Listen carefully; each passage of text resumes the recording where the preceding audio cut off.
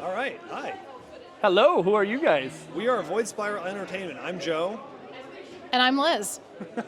Nice. You guys do a couple items here we've seen. So which one do you want to talk about first, and we'll kind of show it off. Let's start with our like flagship RPG right here. That's going to be Oubliette, second edition. The very first thing that we published was actually the first edition of this book. This version of it is a fate-based RPG. So it uses the same system as things like Dresden Files. It's very character-focused. It's very, what's the word you used before? Cinematic. Cinematic, yep. Yeah, so it uses some aspects for each character and for the environment, and you can invoke on those aspects using tokens that you kind of receive by, an economy of points and things like that. So like you can fall to your flaw and get more tokens and points and stuff that allow you to be more powerful in the future. So the more often you are weak, the more often you get to be strong. I like that. That's actually a really fun balance. Yeah, yep. The sign of a healthy fate point economy is that you're trading fate points back and forth all the time. Mm-hmm. Very cool, very cool. How much have you guys played this game? Go ahead. Yeah, I'll take that one. A lot, because we've had this one out for a while. This is also the game that our friends like to play the most, so we're always doing like online campaigns with them. So we've played this a ton. We've got a couple of expansions for it, so we've done playing for those and a lot of play testing with those as What's well. one of your favorite character moments that happened to you? I got an easy one. So the co-author Richard for this book, who helped me with a bunch of the pieces for this, he made so this is a weird book. This is a book about all the things that have been forgotten and lost live here.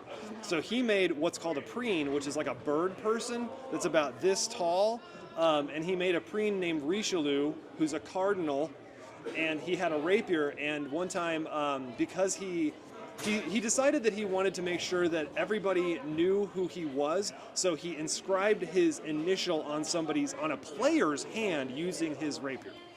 I have one as well. So one of my favorite character moments was two of our friends decided to play a combined character. So one of them played a mimic, and the other one played a wizard who was stuck in the mimic. And so they, in the real world, died together and appeared in Oubliette together, stuck together still. So they had to like figure out how to operate and do everything together as a combined entity. It was hysterical, and they had a blast with it. That's so amazing. Yeah.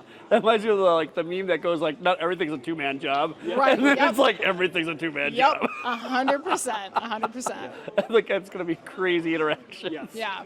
Oh, that's super fun. Yeah. So I like that. That's a lot of fun. And I see we have a couple other things. Like, what is this train thing? Should we move over to there? Yeah. Yeah, let's head over to here. What is going on here? I'm actually going to pass the mic to Joe. So Sure. Yeah. So this is sort of a thing that has been my baby for a hot minute now. As you can see, I like to paint individual miniatures. I'm a big mini painting fan. I like to collect miniatures.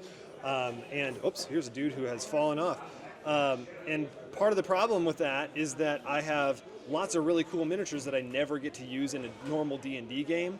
For example, this big giant dude here, I spend 200 hours painting that guy, and then the players just sort of walk around him in 20 minutes and avoid the encounter entirely, and then that's all I get to use him for. Oh, no. So basically, we designed this game called Ex Erraticus so that we could use the cool miniatures that we have the way we want to use them, when we want to use them. So the other example that I like to use is I have the big giant red dragon from 3rd edition, and I have never fielded that in an actual D&D game, but I statted him out and made sure that he was in the book, so that if somebody picks up the book and opens it to the back, they'll see that dragon and be like, What book is this? Because we didn't actually name that, did we? Yeah, well, actually, I mentioned it very briefly, but yeah. Oh, okay. It's called Ex Erraticus. Oh, okay. Yeah, basically it's a tactical miniatures skirmish game. It's co-op, so you play it together with somebody as opposed to against somebody. And So you're both the DMs and both the players? There's no DM, it's just 2 players. Okay. Yeah, so the cool part is the bad guys are operated by these archetype cards. Okay, so it's like AI. Yeah. Exactly. Oh. So you start at the top, and then if they can't do that, they do the next thing, and if they can't do that, they work their way down. So the last item on each archetype is usually like move into range or get away from the other guy. So like if all else fails, they're trying to move around the board. There's like a dozen different archetypes, and that means that you can have like a boss monster that's in charge of a bunch of minions, and the minions will actually change their behavior whether or not this guy's alive. So if the good guys kill this guy, then these guys start messing around and like being stupid because their boss is gone. They don't know what to do anymore. So that's a riot. Watching how the bad guy interactions happen is a blast. It adds to the chaos level of the game. The way that the objectives and the way that you win the game is through objectives, and interfering with that are these complications, and they're randomly picked at the beginning of the game. And we've got like maybe 24, I think, of each one of them. So there's a lot of different stuff that can happen in the game, and it leads to a very chaotic experience where like everything's going wrong all at once, all the time. So is this mostly a two-player game then? It's built as a two-player game, Oh, that's but so good because there's not a lot of games that are meant for like two players in this space. absolutely. Super sweet. We actually also designed it to make sure that we could accommodate when you want to play single player. So all you do is just play the same game using the same archetypes. You just have fewer players. You just do the same thing basically. You don't need a GM or anything to tell you what happens because the archetype cards tell you how things go. And then based on what the objectives and the complications are, you're trying to do something that the bad guys are generally trying to oppose you. Sometimes they don't care. Sometimes they're not smart enough to know like what you need to do and how to stop you. And then they'll just be kind of messing things up for you along the way. Sometimes they're smart enough to like outwit you, get there first, and then do the thing that you were trying to do before you get to do it. Now, does this book go through like a kind of like progression? Like the more you play it, kind of the harder it's going to get through each objective, or is it more? How do the objectives work in the book? So basically, what we've done is we've designed it so that each battle is a specific self-contained fight. If you want to kind of escalate in a campaign system, you can totally do that. All you got to do is just keep leveling up your guys. Oh, so this is like a one-shot meant to like take over time. Like Yeah. when you're in that downtime, you didn't get everybody here. You're like, hey, let's do this one-shot, guys. I have Exactly. the two of us here. Let's do this. It's gonna be Yep. absolutely fun. It's great for when your GM is missing or when one of the players that's integral to the plot is missing or something like that. It's also great if like you just want to play with your significant other at home and you don't want to get the whole group together or something like that. It's designed, and it can handle a bunch of different people at the same time too. You can all play on the same team, so you might like each person might field like 500 points of a guy, and then together that's say 3,000 points, and then you just put 3,000 points worth of bad guys down on the table, and you fight those guys. Super nice. And then you Super can nice. also play battle royale style, where everybody brings their own like 1,000-point army, and whoever accomplishes the objective is the actual winner of the game. Now, when you say everybody, do you mean like up to 4, up to 5, up to 2? There is not really a theoretical limit, so you could You're- play you're- 10 people if you really like chaos and pain. Oh my God. Well, I do like chaos and pain. Yeah. Like if you have one of those really big like 8-foot wargaming tables, you might be able to pull it off. We only got a couple of those. We're fine. Yeah. Yeah, so it's a lot of fun. Again, it's very chaotic, and it kind of comes down to how you build your characters and what kind of bad guys you put on the field. So when you build the characters, you actually kind of build them like a D&D character. Each character has their own little stat block, and you get to design that yourself. And the cool part about that is we can't, like Games Workshop, every 3 years push out a new book that causes you to have to buy the whole game over again. Also, we're a tiny shop, so we don't have time to do that. So you can trust that that's not part of the way this is going to work. So how big's your team then? You're pretty much looking at it. So it's One other person. one other person. Yeah. So it's a 3-man team. Hooray! Yep. Richard, our co-author, participates in some of our projects, and then he doesn't participate in some others. Oh, that's super sweet. Yeah. Super sweet. I actually love that. That's awesome. And you have like quite a few other books, right? Some other scenarios. Yeah. So I suppose we should probably move on to those like little things too, huh? Yeah, definitely. I guess we'll move on to this one right here. So what is this one all about? So this is actually a campaign setting for this one over here. So this is the I place to start. I should test you. Where should I start? Yeah, Right here. so we start with Heroines. So Heroines of the First Age uses the Powered by the Apocalypse system, which is also very cinematic. It's very lightweight. And the whole purpose of this book is we really wanted a game that was about being like the first heroes in the world, creating those first myths, creating that mythology. So rather than like being in a world where like there's the elves of the First Age or, you know, those ancient, you know, magics or legends or stuff like that, you're creating those. So as part of the game, when you're first like setting things up, one of the first sessions, you are collaboratively building the world with the other players. You're deciding like what influences are there, what you know, different things you want to have in that world. So it makes it really customized to what your gaming group wants. And then you get to go out in that world and make those first legends, make those first myths, and really kind of explore that world together that you've built. Super nice. And how does the, I guess there's 2 add-ons then, right? How do they tie in? So we made 2 add-ons based on feedback from our Kickstarter. The first one is Heroines of the Last Age, which is the sci-fi version. So that it's set in the far future, and there's a whole bunch of, you know, sci-fi influences in there. So basically the backstory of it is life is kind of stagnated in the galaxy, but somebody just discovered faster than light travel, which has opened everything up. So new powers, new areas, new abilities, things like that. So if you have that sci-fi urge, if you like Star Wars, if you like Warhammer, those sort of things are kind of worked into that book. So yeah. Very nice. And this last one, I guess? What is this one?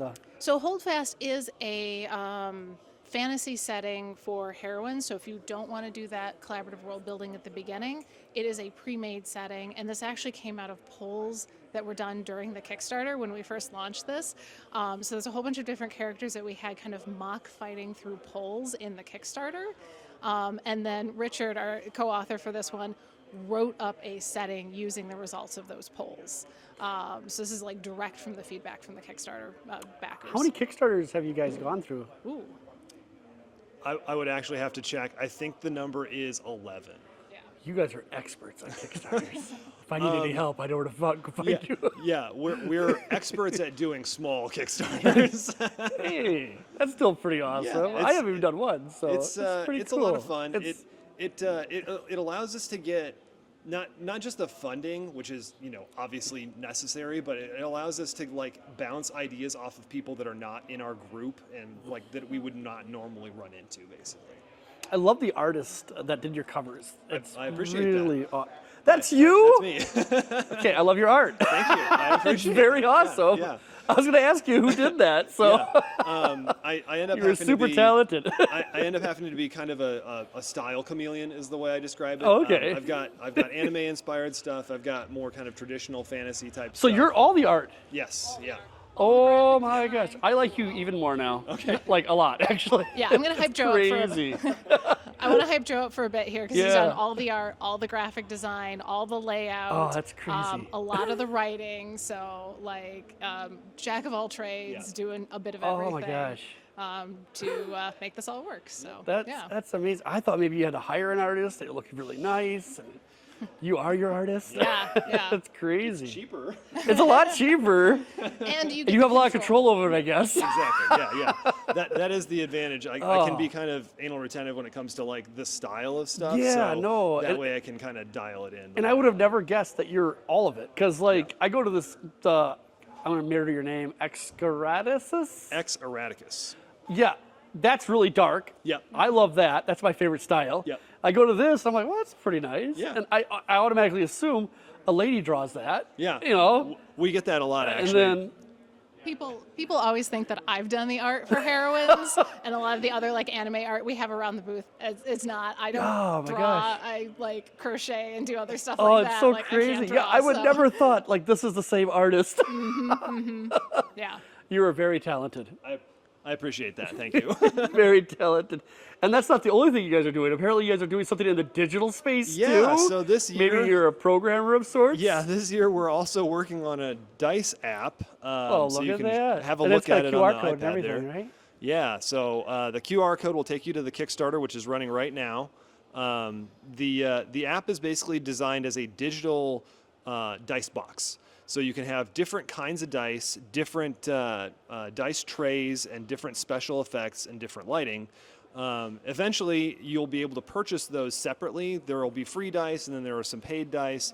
Anybody who backs the Kickstarter will get all the content that we ever make. So even the stuff that we start producing after the Kickstarter, they'll still get rights to that. They basically just get the kit and caboodle, right? That's so awesome. Yeah. That's a great way. And one of the things that I like about it is like I am a dice goblin as well. I literally have like cases of dice that I like individually curate with the colors and stuff. But also it's nice to be like, you know, I can throw down an RPG at the drop of a hat on my phone when somebody has caught me the one time I don't have a set of polyhedrals in my pocket, right? Yep. You can never catch me without dice now. I don't know where to go. Don't worry, I don't either, but we'll roll for it. Yeah, exactly. That also is like, where are we going to go eat? Let's roll for it. We got 4 choices. Look at this. Perfect. A D4. Exactly. Yeah. That's where we're going. So it's called Arcandio's Virtual Dice Roller, AVDR for short. And it's live on Kickstarter right now. We set it up so that we would be doing the first few days during this convention. Oh, nice.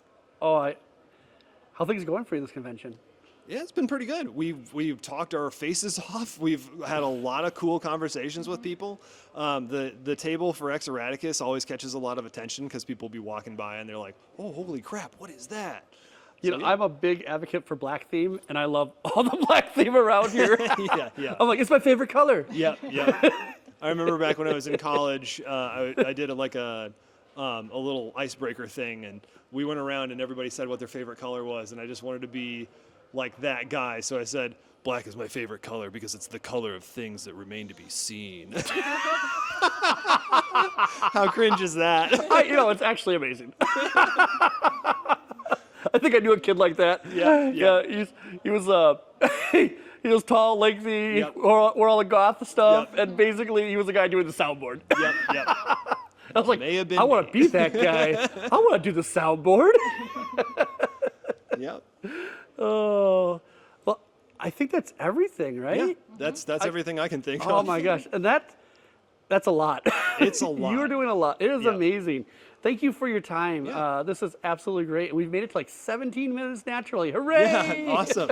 Yeah. Thank you guys. Mm-hmm.